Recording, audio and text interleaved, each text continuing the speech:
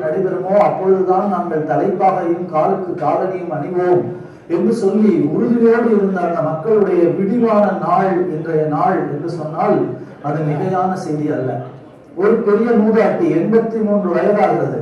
ராமனுக்கு எப்பொழுது கும்பாபிஷேகம் நடைபெறுமோ அப்பொழுதுதான் நான் வாய் திறந்து பேசுவேன் என்று இதுகாலம் மௌனமாக இருந்த அற்புதமான அந்த மௌன விரதத்திற்கு விடை கொடுக்கக்கூடிய அற்புதமான தருணம் இந்த தருணம்.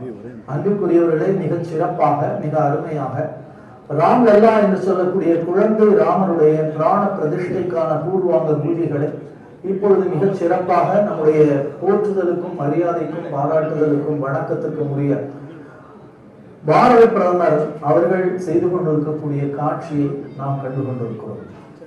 அத்தகைய சிறப்பு வாய்ந்த இந்த நிகழ்விலே ஸ்ரீராமனுடைய பிராண பிரதிஷ்டையிலே மிக சிறப்பாக மிக அருமையாக இங்கே நடைபெற்றுக் கொண்டிருக்கக்கூடிய பூஜைகளுக்கான நிகழ்வினை நாம் கண்டு மகிழ்ந்து கொண்டிருக்கிறோம். எந்த செயலை செய்தாலும் மிக அருமையாக மிக நேர்த்தியாக அதில் ஈடுபாட்டோடு செய்யக்கூடிய மாபெரும் பிரதம மந்திரி அவர்களை நாம் பெற்றிருக்கிறோம் என்று சொன்னால் அது மிகையான செய்தி அல்ல.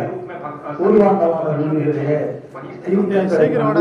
தீர்த்தங்களிலே இப்பொழுது பூஜைகள் நடைபெற்றுக் கொண்டிருக்கிற காட்சியை நாம் கண்டு கொண்டிருக்கின்றோம்.